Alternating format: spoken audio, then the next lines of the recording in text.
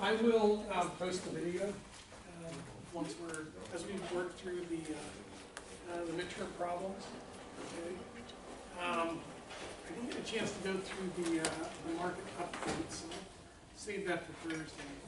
And then deliverable 1 is due, so if you haven't picked it up yet or you're confused, I met with everybody in regards to that. So if you could give me the resubmission, so I can take another look at it. Don't give me the cover sheet with all the grades and stuff, and then give me the stuff that we needed to rework. Okay, don't give me the stuff I've already graded. Yeah, I do that. Yeah. Sometimes I say something and I answer people's questions like right. And then the midterm review, we're going to do that today. We're going to start on the problems today. And then the in-class problems and presentations on Thursday. I got chapter 10 and 11, teams 9 and 1. Here's teams 9 and 1. Okay, awesome. And don't forget to edit it down. Okay. And then also on Thursday, we got chapters 12 and 13, teams 2 and 3. Team 2, 3, perfect. And then on Thursday, April 4th, we'll have chapters 14 and 15, teams 4 and 5. 4, 5, team 5, got it, awesome. And then on April 9th, because I'm not going to be here on the 11th, but if you want to come to class, that's fine. But I'm not going to be here on the 11th, so we'll have the presentations on April 9th. The Tuesday, that's going to be chapter 16, 17, teams 6 and 7, team 6 and 7. Awesome. Okay, you guys are great. And then for deliverable 2, which is going to be due on April 25th, make sure that you have a reviewed and approved, cover page with the clip. I think you guys have been through this once before. And give me memos 1 through 4.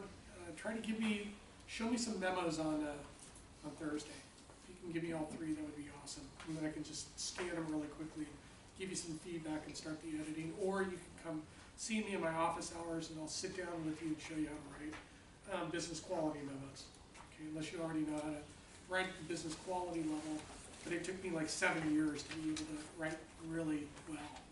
And then probably another 3-4 years after that, after working with all the marketing people at Schwab and some of these other companies, to become a great writer. So you all should be striving towards being a great writer, or else you're going to get blown out in your jobs. Okay, they're not going to be very patient with you if you don't know how to punctuate and capitalize and put periods at the end of sentences and stuff. So I can work with you on stuff like that and teach you how to be a great writer. And then the in-class midterm, the blue book, and then the class in the midterm notes, that blue book too. And I'll bring some extras on Thursday. And homework 2, make sure there's a cover page and it's stapled. And then give me extra credit problem set number 2. I love extra credit stuff. I mean, it just makes things so easy to grade at the end of the semester when I see the extra effort. And then the movie review worksheet, if you didn't get a worksheet and you weren't here last week to watch the Big Short, you're going to have to go onto the website, pull down the movie review worksheet, and then go rent the Big Short off Netflix or something like that and fill that out. Okay? And then most of you gave me some pretty good resumes. Make sure you go over that with Mary Beth. And then extra credit for business cards. Why would you want to have business cards? I hear it all the time. Professor Susan, I'm only a junior. It's like, why do I need a business card? I don't have a job. Why would you have a business card? You want one because if you go to an interview and you give them one, they feel obligated to call you back. Totally. Yeah, you're exchanging. I mean, once you give them the business card, you take their business card, you got them locked in. Okay. Plus, your goal is when you go networking, any networking event, the goal is 20 business cards. You get 20 business cards, you give 20 business cards. And then you follow up with them within 24 hours and start booking appointments.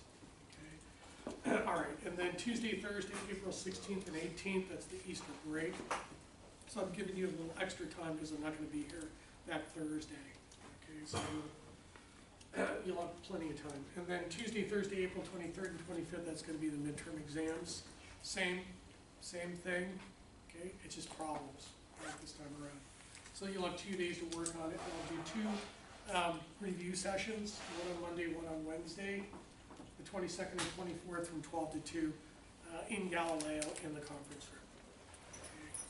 And I think that's it. And I will give you extra credit if you can bring a friend or friends to the Finance Club event on Thursday, April 4th.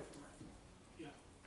What if we can't come like exactly at 6, but we came a little later? Yeah, that's totally cool. Okay. Yeah, because it's gonna be, the first half hour is gonna be mostly programming, and then the last hour are gonna be the speakers with the Q&A.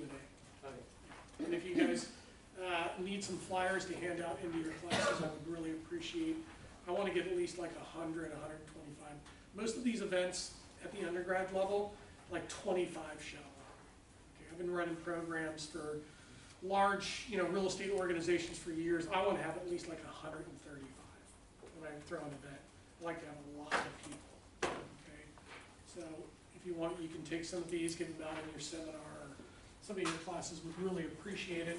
And then let me know who your guests were, and I'll give you some extra bonus point credits for that, okay? If you can invite the basketball team or the baseball team, that's like 50 right there, right? It's like 50 points, right? Rugby team, that's what, like 100 points right there? We do it by pound with the rugby team. You get extra credit by pounds, right? Not number of players. All right. Anybody else? Okay, cool. Because we got Charles Schwab, COO, coming. This guy's amazing. I've been stalking this guy for 10 years. Finally got him, working him for 3 years out of the last 10. Finally got him to come here.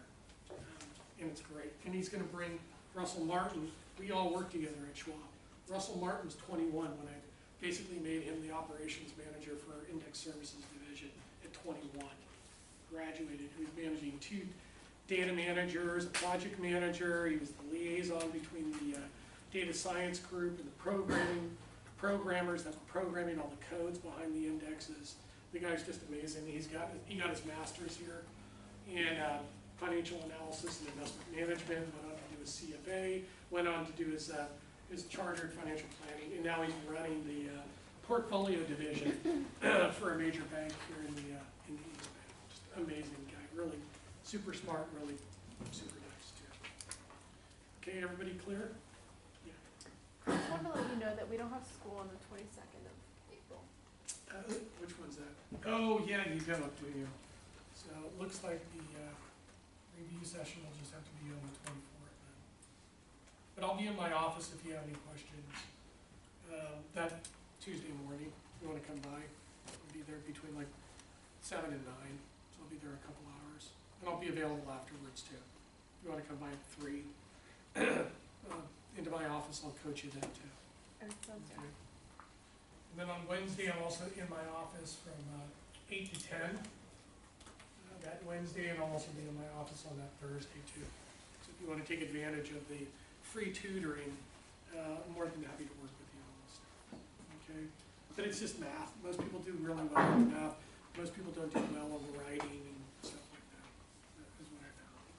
And since I'm going over the problems and giving you the exact same exam, I don't see where the problem is to you. But you want to make it a problem, then I'm not sure why. So let's go through the exam. Let's do the first one. And the first one is a venture capital. It's how you would, yeah. No, since you were talking to me. It's how you would approach a, if we were a venture capital firm or a private equity firm, does everybody know what a venture capital firm is and a private equity firm is? You guys know what have you ever heard of venture capital? Venture capital is a company that buys other companies. Yeah, exactly. Do you know you're in the #1 venture capital spot in the world? Yeah, Silicon Valley, the Bay Area basically raises about $40 billion a quarter. We capture between 60 and 70% of all venture capital in the United States. that important? Yeah. And why do you think that is? Why do you think that venture capital firms cluster on Sand Hill Road in Palo Alto? Why would they be located there? Huh? Yeah, but there's one other very large institution that's basically been instrumental in developing, designing technology products and engineering. Google's there, but there's one institution that's been there longer. Stanford University, exactly. Okay. Just spinning out those engineers.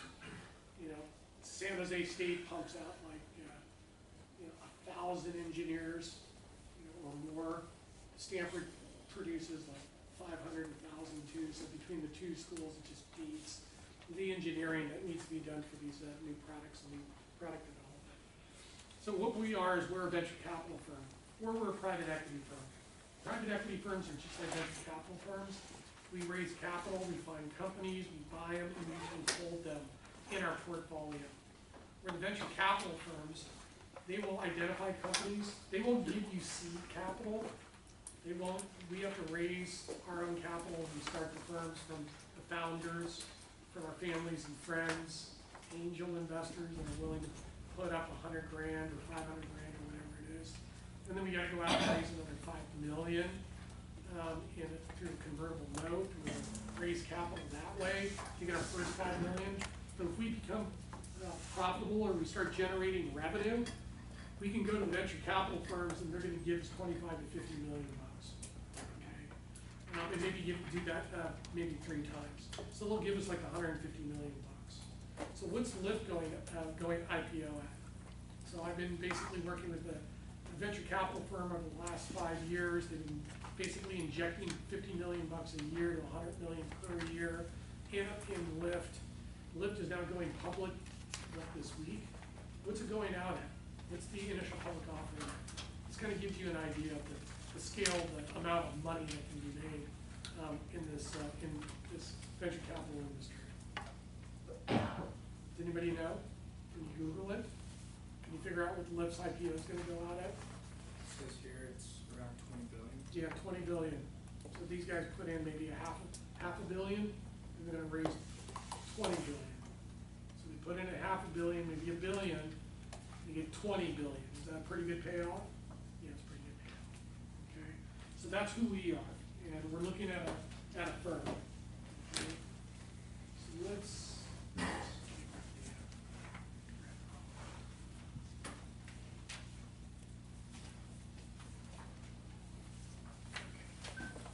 So first, we're going to do an intrinsic valuation. We're the acquirer, or we're the acquiring firm, and we've identified a target firm that we want to buy.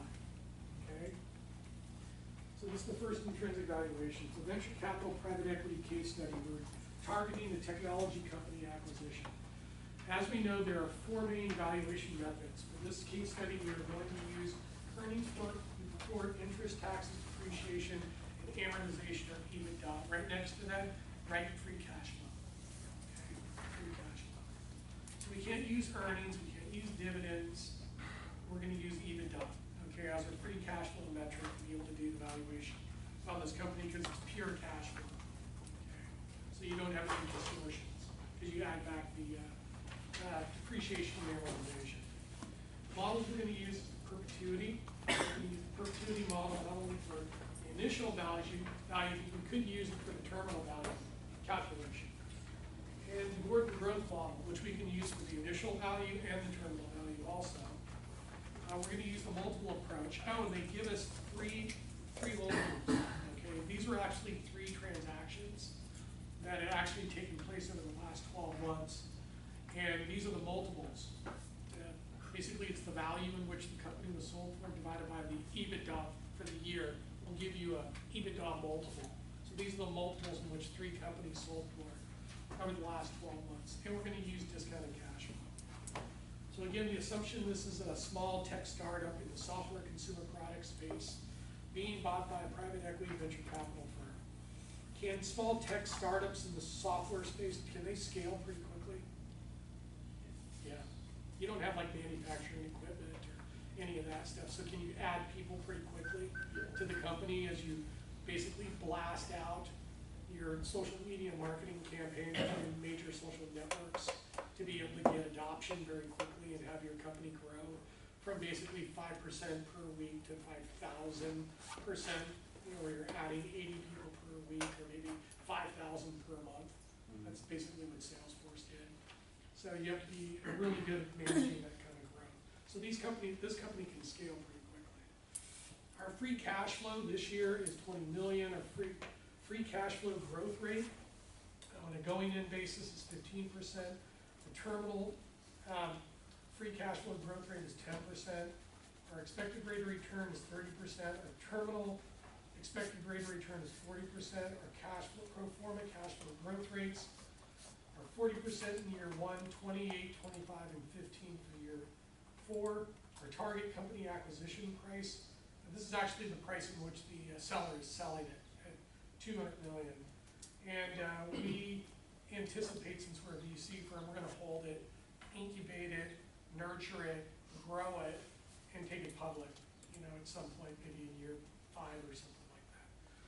So our holding period's only 3 years. So what's the first model we're gonna use to calculate the intrinsic value for this company? What's the first model that we're gonna use? Perpetuity. Yeah, and I'm gonna be asking questions through this process to kind of test and see if you're, you know, if you're capturing all of the knowledge that you've learned. So we're gonna do the perpetuity. So can you give me the perpetuity equation? And you have the equation at the back of your quiz, right? So if you have your quiz information around, you can refer back to it and pull out a lot of this information from your notes. And I would say some of the best students that I have take really good notes. They have their notes ready so that when I ask a question, boom, they can give me the answer in like less than 5 or 6 seconds. Pretty amazing. So you always want to have your notes available.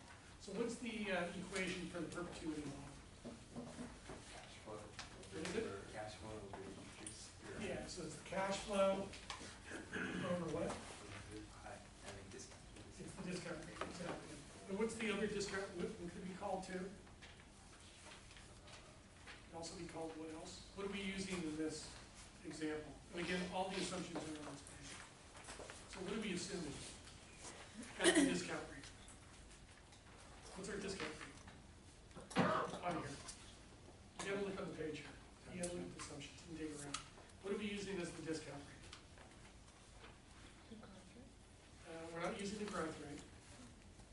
What do we use as the discount rate? The rate of return? Yeah, the expected rate of return. So we expect on all of our acquisitions to get at least a 30% rate of return. Okay. And then remember, I can also calculate this, you know, expected return on the equity using the capital asset pricing model. When you're in the interview, they ask you this, what it is. And they could be asking you this stuff even if you're, you know, applying for an accounting or marketing or whatever it is. They may throw one of these questions at you just to see if you know any of this. Okay, that's great. So are we using last year, this year, or next year's cash flow? Last year, this year, or next year? So you have a 33.3333% probability that you're gonna get it right just by saying one of them, right? Those are pretty good odds. And then as I say yay or nay, the actual probability goes up, right, through deductive reasoning. So what are we gonna use? Last year, this year, or next year's cash flow? This year. What is it? This year? Okay, I got this year. How many Last people say this year? Okay, awesome, I got good 4. Okay, and how many people say last year? Okay, and how many people say next year? Okay, use the only right one. So you want to use next year's cash flow. Okay, you need to burn that into your brain. It was on the exam. Okay, great. So what is, to do the calculation for the perpetuity approach, did they give you last year or this year's cash flow? Or do they give you a growth rate to get next year's cash flow? Can you figure it out? Yeah, so what is it? 40%. So do they give you this year or last year's cash flow?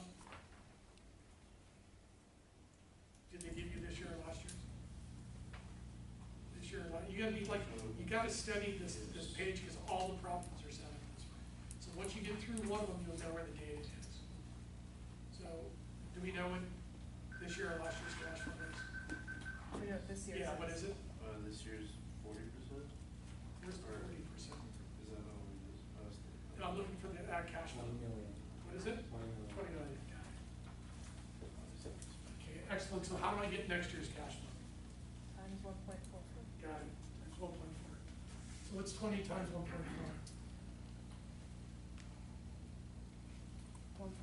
28 million. What is it? Yeah. Got it. 28 million. Is that? That wasn't too hard, was it? So what's the next model? Oh wait, I forgot to calculate it. Oh great, that's not it. We're not done yet. What do I do with the 28 million? Divided by, yeah, by the discount rate. What's our expected return?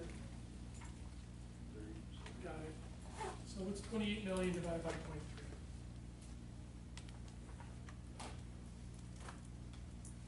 I should hear clicking of calculators. Click, click, click, click. So what's 28 million divided by 0.3? 93,350,330. Yeah, just give me, just round up. If it's Okay. 5 and above, round up. If it's 4 and under, just round down. Okay. Got it. Okay, so we got the first one. What's the second? Yes, sir. How did you get 1.4? Where did you get that? Oh, it says right there, under pro forma cash flow growth rates, the growth rate in the first year is 40%. So we multiply it by 1.4. Okay. And then what's the equation for the Gordon growth, which is our second method?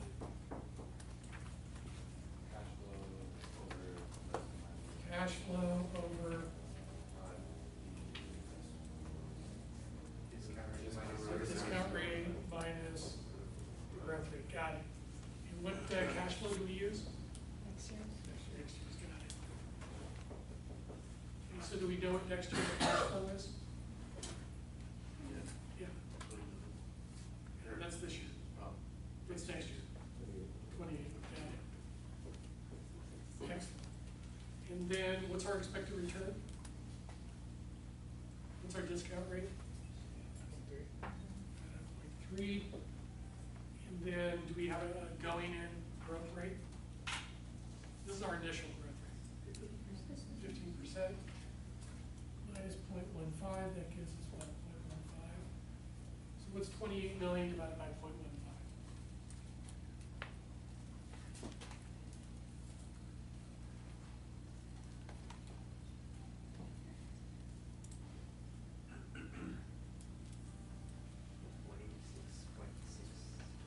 Can somebody check that for me? Okay, perfect. All right, so we got that. Test question. Does the perpetuity model assume that the cash flow is going to grow at a constant rate forever or remain flat? Remain flat. And then what about the Gordon growth? Does it assume that the cash flows are going to grow at a constant rate or remain flat forever? Grow at a constant rate. Excellent. Okay. Now let's do the multiple approach. Okay. What's the equation for the multiple approach? Next year's cash flow. What is it? Next year's cash flow. Next year's cash flow, got it. Times Next year's. next year's multiple. It's gonna give us the value, got it. Now, there's a few ways of calculating the multiples. Okay. One is I can take 1 divided by the expected return, or I can take 1 divided by I minus G. We know that this is 0.3, this is 0.15.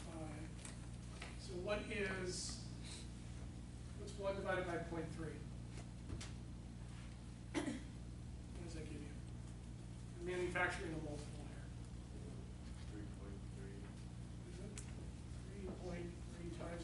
Do you think a startup company, do you think their multiple would be 3.3 times? A startup company, hypergrowth, is that too low or too high? Too low or too high? Too low, exactly. And what's 1 divided by 0.15? 1 divided by 0.15. Now we're manufacturing a multiple using the Gordon growth model. 616. What is it? 616. Is that multiple, do you think it's too low or too high for a hyper-growth company? Do they give you any multiples on here? Yeah, so it's way too low. So these are theoretically correct, and the calculations are not applicable. There are people out there, there are investment firms out there that are paying, 55 and 45 and 22 times their free cash flow. So these things are totally irrelevant. We'll use these later on in the class. But I want you to know that you can manufacture multiples by using the perpetuity and the Gordon growth equations. The way that you get these multiples, these 22 and 44 and 55 times, is we're in the business. We're looking for deals that are going down constantly. When we hear something that goes down, we find out what the price was in which that firm was acquired for, and we estimate what the EBITDA free cash flow is. And we divide the value or the sales price by the estimated EBITDA for the firm, and we can get a multiple. So there was 3 deals that went down last year. And what were the multiples on the 3 transactions? Yeah, so it's 55, 44, yeah, 44, and 22. Got it. And do we know what the next year's cash flow is? Yeah, it's 28 million. So that's 28 million times 55.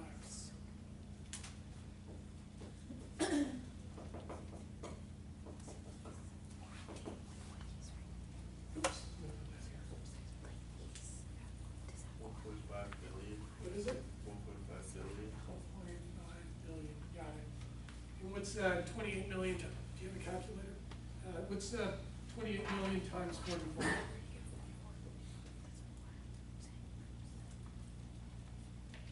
what's 28 million times 44? Are you lost?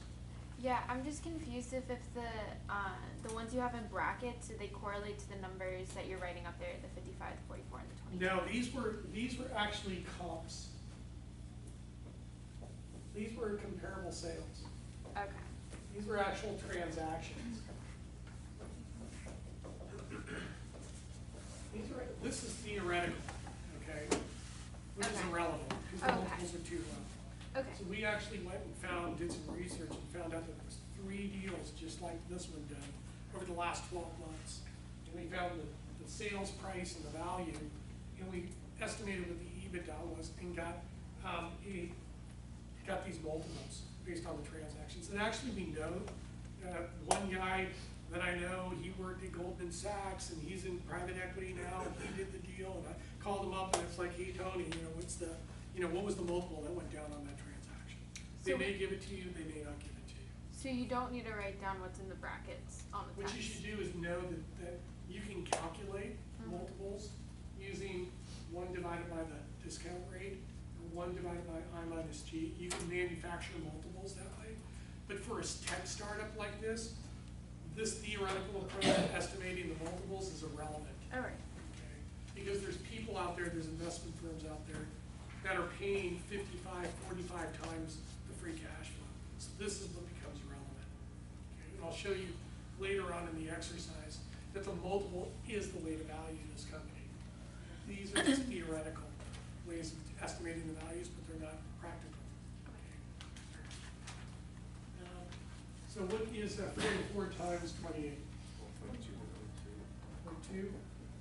And then what's 28 times 22? 616? Got it. Okay. So if the market's like super red hot, what's the lift going out at? 28 billion, 23 something billion. like that. Yeah, I wonder what the multiple is on that. It's probably just off the charts. But so in a frothy market, peak of the business cycle, a lot of people, participating in these acquisitions, probably go 55 times. And then as things start to slow, interest rates start to go up, liquidity starts to dry up, then you start trading at 22. So usually you do a sensitivity, okay? 55, 45, and 22. Best case, worst case scenario, most likely scenario. These are the sensitivities. Okay, so we got that. Now, What was the valuation on the perpetuity?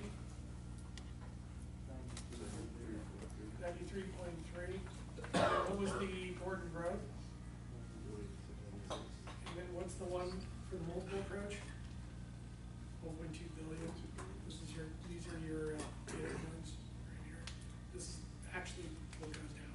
Okay, that's nice theoretical stuff, but it's totally impractical because this is what people are paying for in the marketplace right now. Okay, so let's do the discounted cash flow and look at the valuation that comes up. So when you use the discounted cash flow, you're calculating the present value, okay, of the cash flows. So do we know what the cash flow is in the first year? Do we know what the cash flow is in year one? Yeah, what is it? 28 million. And how do I get the, year two cash flow? What do I need to do? How do I get year two cash flow? Multiply by 0.28. What is it? Multiply by 0.28. So I multiply it by 0.28, is that correct? 0.28. Got it. So what is 28 million times 1.2 million?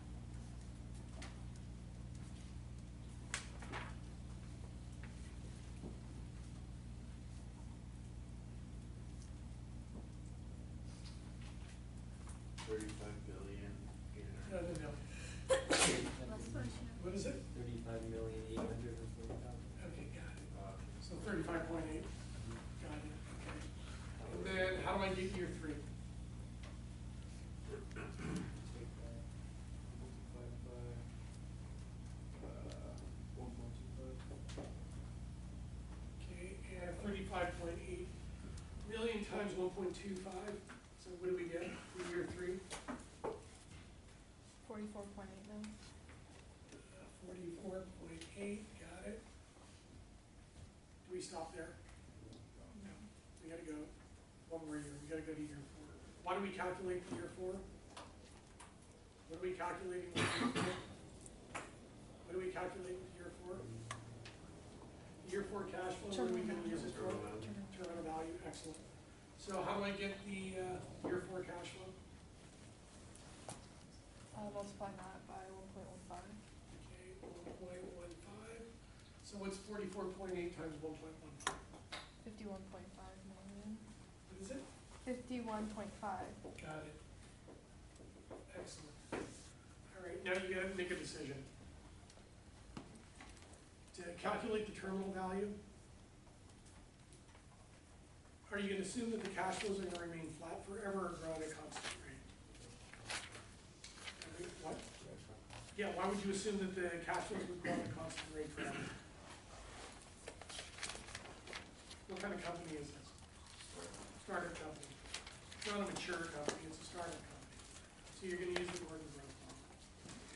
Does it give you in here, do they give you what the discount rate, the growth rate that you're gonna use to calculate the terminal value? And what is it? What's your terminal discount rate? 40%. And what's your terminal growth rate?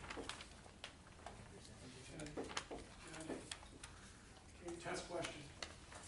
Why would I use a higher discount rate than the going in discount rate of 30%? Why am I using 40%? The book is great. The book totally makes mistakes. Why would I use a higher discount rate or a higher expected rate of return to calculate the terminal value as opposed to the going in?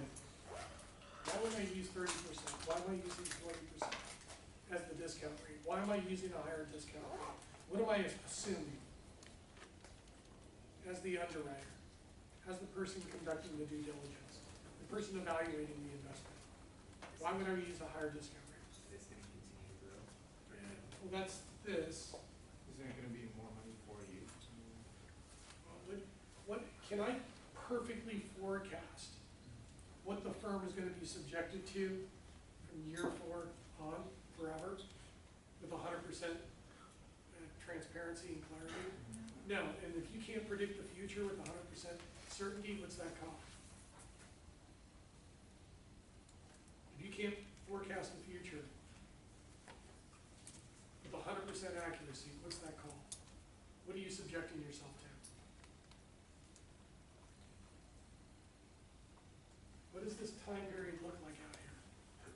Can you see what the future looks like for the firm, for the industry, for the economy? What's that called? You got it. Right?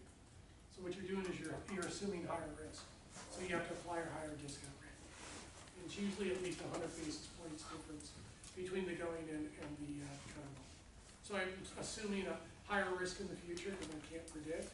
So I'm going to increase the discount rate. Okay. What else did I do in regards to the growth rate? Can I predict what the competitive environment's going to be for the startup company, which is not going to be a startup company in 5 years from now? Can I predict with accuracy what the competitive landscape is going to be like? Do tech companies come in and disrupt other companies' monopolies? Yes. Absolutely.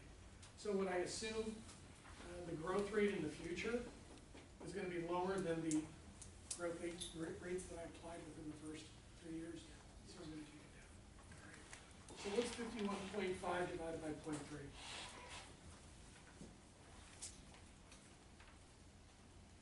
It's 51.5 million divided by 0.3. 171.7. 171 point, 7. got it, okay. And what's that called? Terminal value, excellent, got it. And then what do I do with the terminal value? Do I just calculate it and just leave it out there and keep it in the cold? You add it on I add it to, the equation for discounted rate. what am I gonna add it to?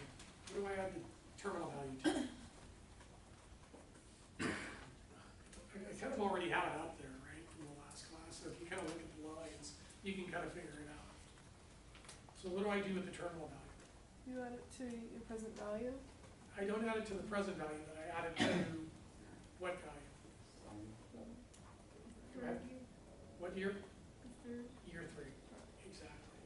So you're gonna add it to the 3rd year cash flow, because it's gonna be the total cash you're gonna receive in the 3rd year of the last year of the holding period. So what's 171.7 plus 44.8? 216.5. 216.5, got it. Okay, so that's what we're gonna use. Okay, so now we got the cash flows all set up. Now what do we need to do? To get using the DCF, now what do we do? What's the next step? What do we do now? When you're using discounted cash flows, what do you do? What do you do in the discounted cash flow method?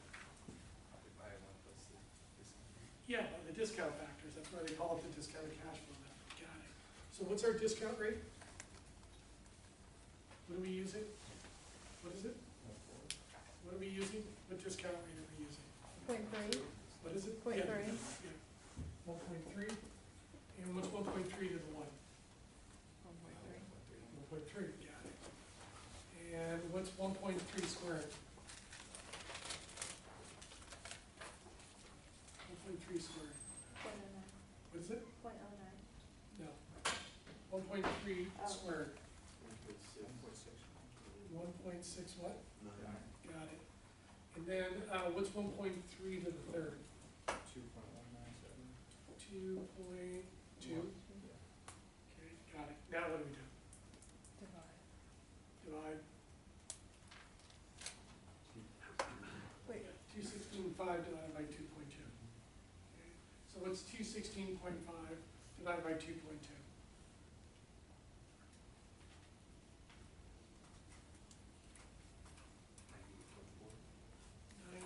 98.4 mil. Got it. Now what do we do? I'm just going through this like totally methodically. What is it? Find year 2, year 1. What? Find year 2, year 1. Yeah, so how do I do that? I'm just going over this thing so you understand. 28 divided by 1.3, what does that give you? 21, 5. Okay, and then how do I get year 2? 5.3. What is it? divided by 1.69, and what do you get? 21.2. What is it? 21.2. 21.2, got it. Now what do we do? Add these two. Then we add them up. And what's our present value?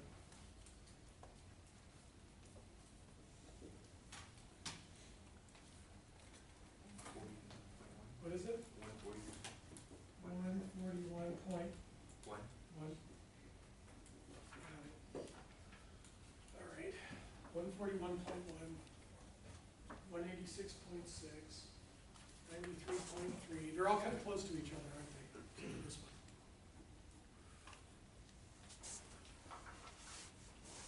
So in the last class, I had some questions. Why do you calculate the terminal value? What is the terminal value?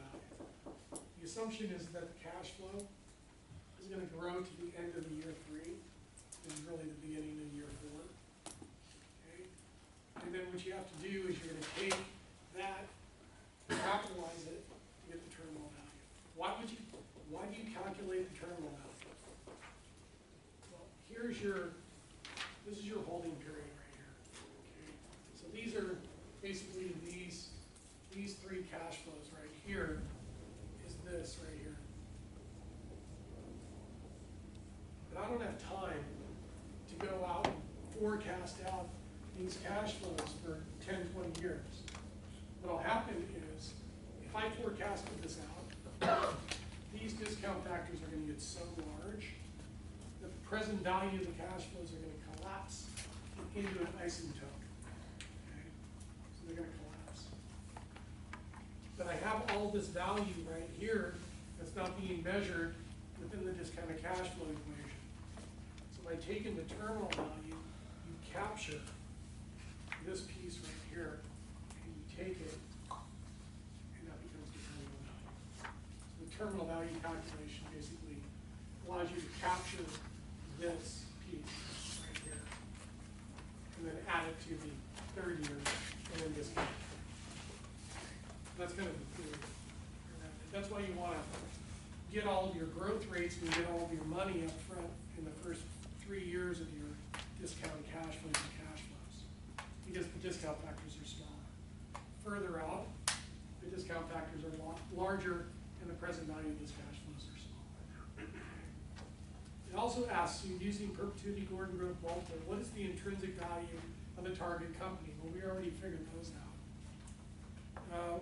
Using DCF, what is the present value, net present value, and internal rate of return, and break even on it? Well, we already calculated the present value. We did calculate the net present value. So let's practice calculating net present values, and then practicing the decision-making rules. Okay. So what's the acquisition price? What's the seller asking? 200 million. Present value is 141.1, the acquisition price is 200. So what's my net present value? 141 minus 200 is, what do you get? What is it? Is it, yeah, negative 59.9. Got it. So my net present value is negative 59.9. Would I accept or reject it? Project at this point. With a negative net present value, negative 59.9, would I accept or reject it? I would reject it. Okay. And what's my, if we use the midpoint 44 times free cash flow at 1.2 billion, what was the acquisition price? 200 million. So what's my net present value? Million. Positive or negative? Am I going to accept or reject it? I'm going to accept it. Okay. Let's do the other one over here. So 200 million, the acquisition price, minus the 93.3, which is the perpetuity model. What's my net present value?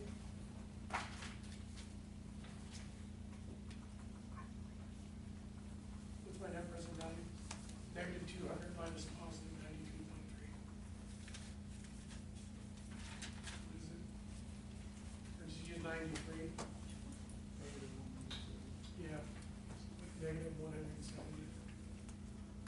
am I gonna accept or reject it? Reject it, got it. Then what about the Gordon growth goal? It's negative 200 million.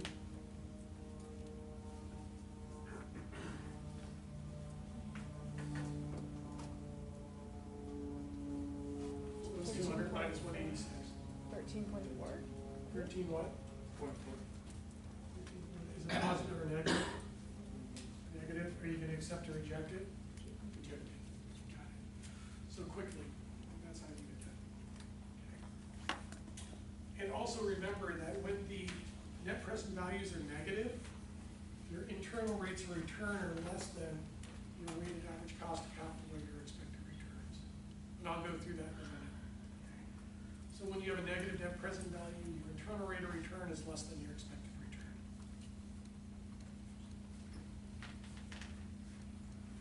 When the net present value is positive, your internal rate of return is greater than your expected return. And I'll show you in a minute when we go through the investment decision-making matrix. If you know one rule, you can predict you know the others. Okay. This is the investment decision-making process. Okay.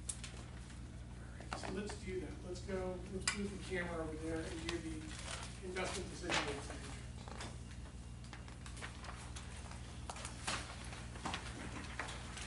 How are we doing on time?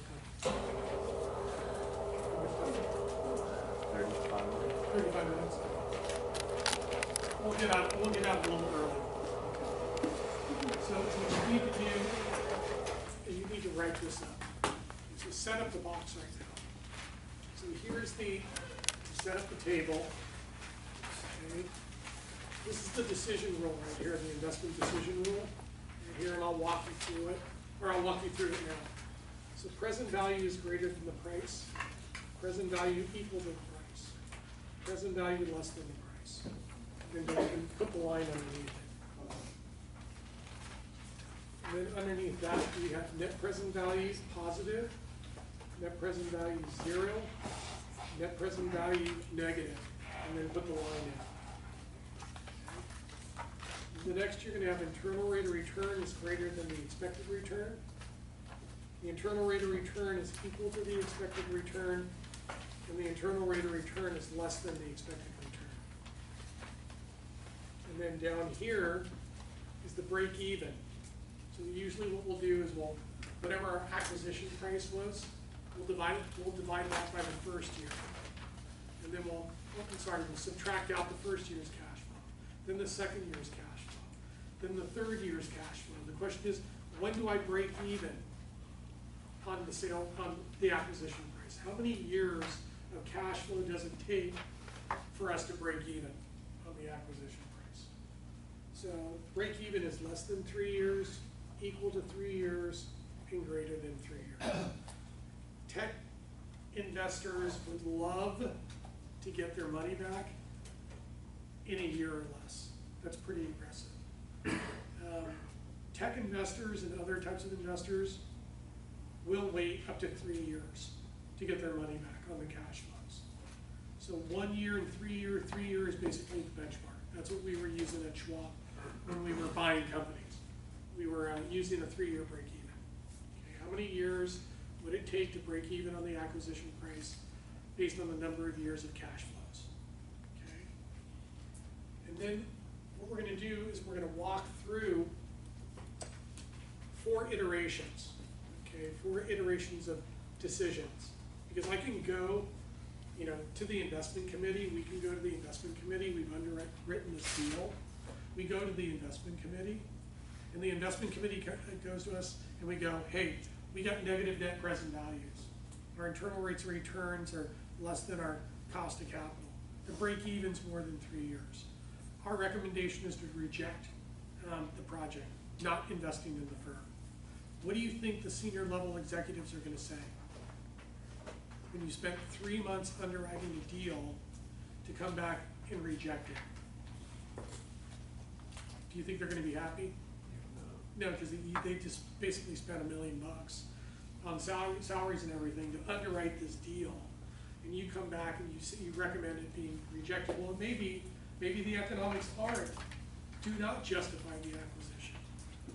But they're probably gonna ask you to do other stuff too. Make sure your numbers are correct, those things. So I'm gonna walk you through the iterations, all right? So the first iteration is pretty easy. It's straightforward capital budgeting.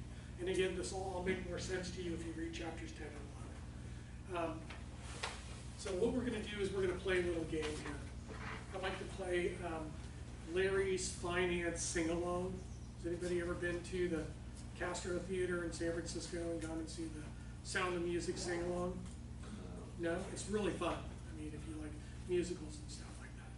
So this is kind of my take on the sing-along of the musical, but instead of being Julie Andrews, it's Larry's finance sing-along. Okay? So I need you to sing along so that you can burn this into your brain. Okay? So tell me when you're ready, when your vocal cords are ready. You guys ready? Okay, and I want to hear a lot of people get engaged here because I like to hear the sound of music, obviously. So when the present value is greater than the price, do you accept or reject the project? Okay, let's try that again. When the present value is greater than the price, do you accept or reject the project? Accept. Okay, I'd like to hear a little bit more. Okay. When the present value is equal to the price, do you accept or reject the project? Accept. Got it. Awesome. When the present value is less than the price, do you accept or reject the project? Reject. When the net present value is positive, do you accept or reject the project? Accept. Okay, come on, I'm not hearing it. I like it all in unison. When the present value is equal to 0, do you accept or reject the project? Accept. Got it. Awesome. When the net present value is negative, do you accept or reject the project? Reject. Awesome. When the internal rate of return is greater than the expected return, do you accept or reject the project? Accept.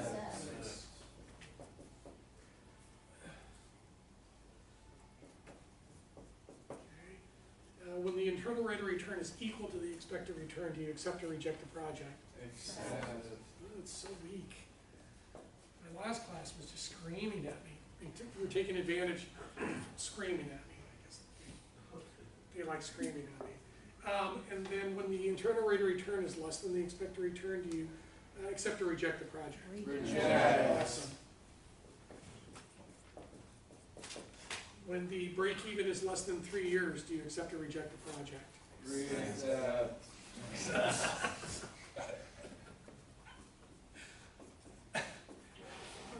When the break even is equal to 3 years, do you accept or reject the project? Accept. Awesome. And when the break even is greater than 3 years, do you accept or reject the project? Reject. All right. So we just made a presentation in front of the investment committee. Our recommendation is to reject the project because the net present value is negative. Okay. But we want the project. The senior level managers want the project. Okay. So the question is, what can you do? You have to go to iteration 2. Can we do something? Senior level investment committee, we were coming up with a negative net present value of, let's see, in that case, $59.9 million. What would the investment committee tell you to do? What's the first thing they would tell you to do?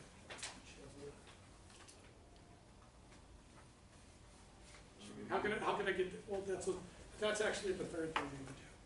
There's one thing you can do right off the bat, really quickly, without having to go back and re-underwrite everything.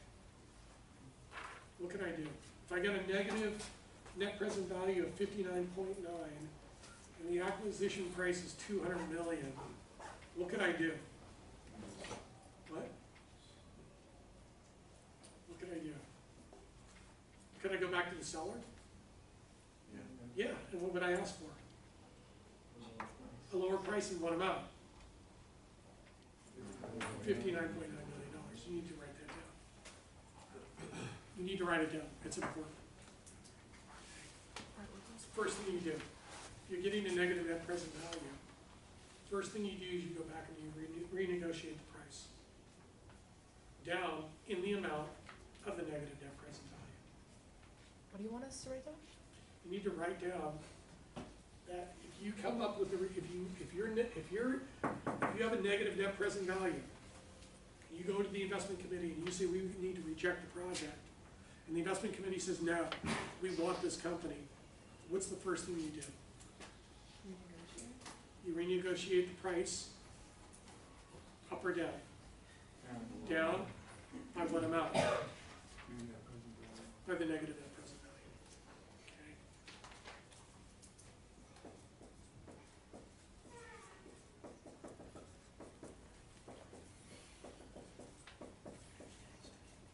In what amount? In the amount of the negative net present value. And if I can get the price reduction in the amount, the negative net present value, what's my net present value?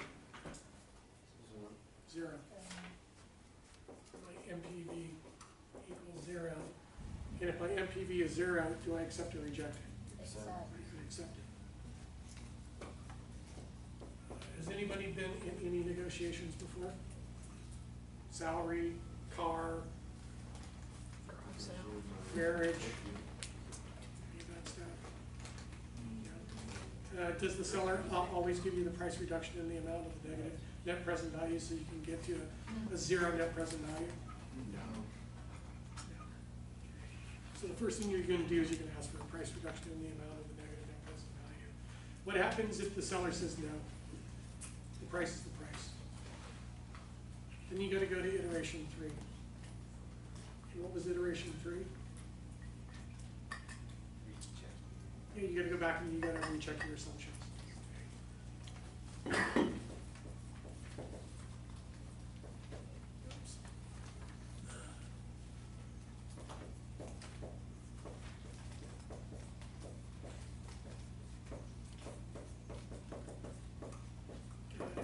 And what would be the assumptions that we would need to go back and review to basically re-underwrite this acquisition? What would be the assumptions that I would look at? That's all on their page. We've already gone through them all. The growth? What? Is it like the assumptions about it growing? Okay, I'll take it. How many growth rates did we use in this 3, analysis? So what are the growth rates? 40%, 28%. No, no, forgive me, what kind of growth rates? What are they? What are they called? Constant growth rates? Which ones? The pro Just read them forma off. cash flow growth Okay, rates? so the pro forma.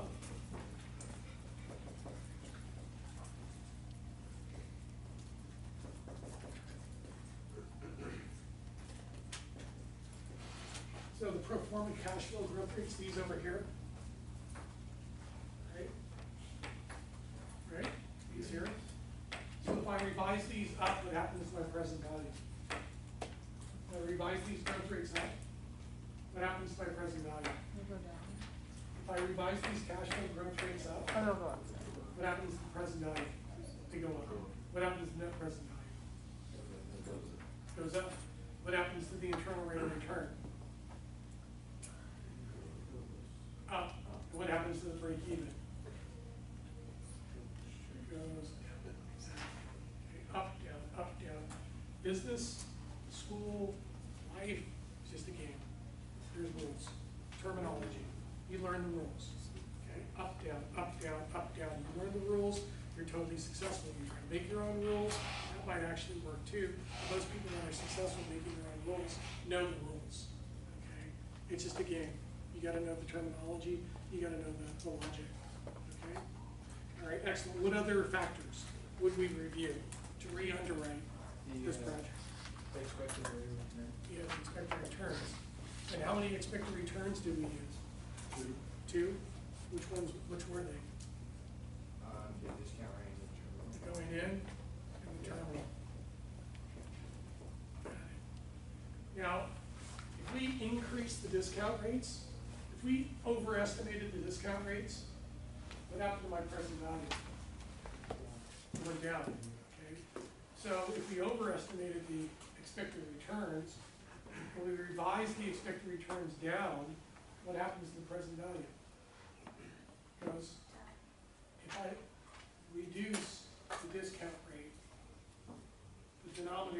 down, what happens to the value?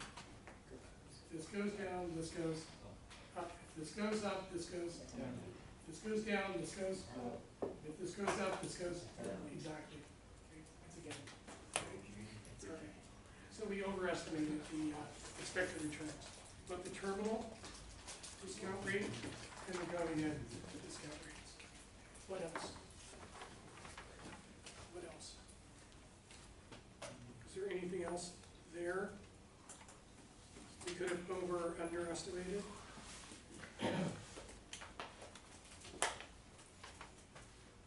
Does the initial year cash flow have any effect? No?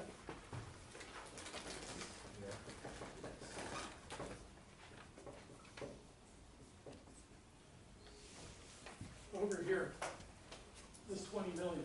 If we underestimated this 20 million and it was actually 24 million, what's gonna happen to the present value?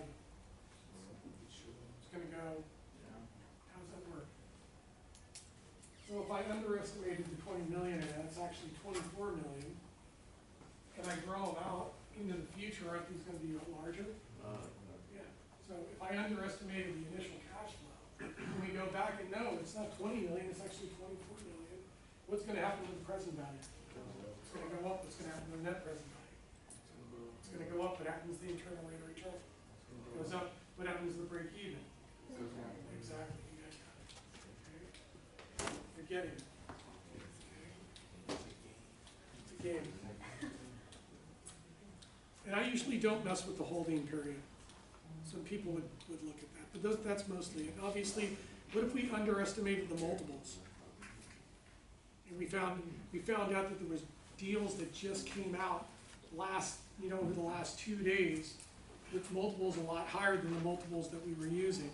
What's gonna happen to the valuations? They're gonna go up, okay? And what if the multiples go down? Then the valuation's gonna go down, okay? So these are the factors that you need to go back and you need to review, okay? You need to re-underwrite, because there's gonna be new information that comes in. But I'm sorry to say we went back and we spent another week or two re-evaluating all the assumptions and we were totally correct, and we still got a negative net present value. So now we have to go to iteration 4, which is our last iteration, okay, and that's it. If it doesn't work after this, that's it. And in iteration 4, we have to calculate the value of a real call option. So we have to calculate the value of a real call option. Okay. They don't teach you this stuff until chapter 22. Calculations of real call option should be brought up into chapter 10 with the capital budgeting. Okay. So the book's a little flawed on that. So we got to calculate the value of the real call option. How do you calculate the value of a real call option? There's 2 methodologies.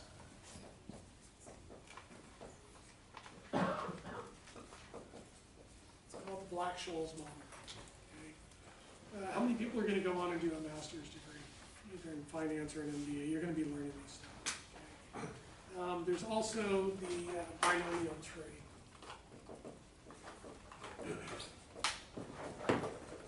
So there's 2 methods of calculating the value of the real call option. There are 3 factors that drive values for these real call options. The first one is management decision. So we as the management team can decide to delay the acquisition of the company by stringing out the negotiating process. And we can decide if we want to buy the company or not buy the company. That ability to delay and that ability to go, no-go actually has value. And it's incorporated and is assumed within the value of the real call option. The other factor, which is probably the most important factor, is the price or the value volatility. Are values of tech companies highly volatile, or are they stable like real estate?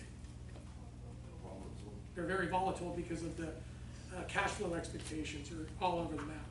So the volatility in the cash flows and volatility in the valuations also adds to the value of the real call option. And here's an example. This is a call option right here. So here's the premium that we pay. This is actually the negative net present value that we're willing to pay.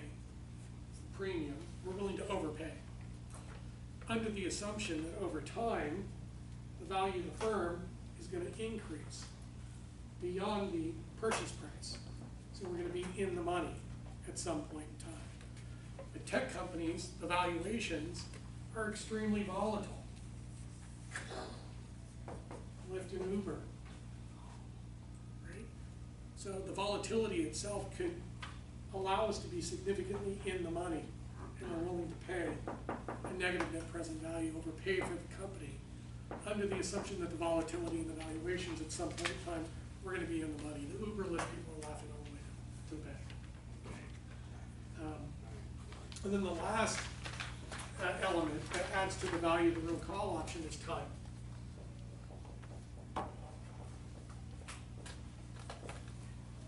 Most option contracts are 3 months. Most real call options are 3 years. Okay, so the investor is looking at 3 years to get this kind of payback. So the longer the time, the higher the real call option value. The more volatile the valuation is, the higher the real call option value. The ability of management to decide when to buy and if to buy adds value to the real call option. Okay, so if I need to calculate some kind of net present value, what does the value of the real call option need to be for us to accept this project? What's it got to be? What does the value need to be of the option? Let's say we use the present value over there as the investment decision making intrinsic value. What's the negative net present value on that? Negative 59.9. Got it. So what does the value of the real call option need to be? What is it? That's right. So the value of the real call option is going to be greater than or equal to the negative net present value. So if the value of the real call option is equal to the negative net present value, what's my net present value? If this is equal to this, what's my net present value?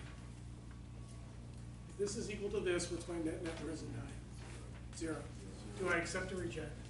Accept. Got it. The value of the real call option is greater than the negative net present value. What's my net present value? What's it going to be? Positive. Positive. Got it.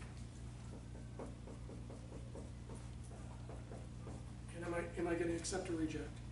Yes. Got it. And if the value of the real call option is less than the negative net present value, what's my net present value? Negative. Negative. And am I going to accept or reject? How much time do I have? 15 minutes. Okay, we'll get out a little early. So that's as far as you go. Okay. So if you still get a negative net present value, that's it. You reject the project, you go back to the investment committee, that's it. So the capital budgeting, methodology that you're learning right now in this class is antiquated. It's probably about, 30 years out of date. When you add in the real call option value, it modernizes it. Tacks onto the traditional model. And then actually what you're using is probability here. So it takes into consideration factors that the model, the traditional model, cannot take into consideration. Okay? So last thing before I let you go. You have to memorize this stuff. Okay? Now here's the key. If I know that the present value is greater than the price or the cost, then I know that the net present value is positive. I know the internal rate of return is greater than the expected return, and I know my break even is less than 3 years. The present value is equal to the price. I know the net present value is 0. The internal rate of return is equal to the expected return, and my break even is equal to 3 years.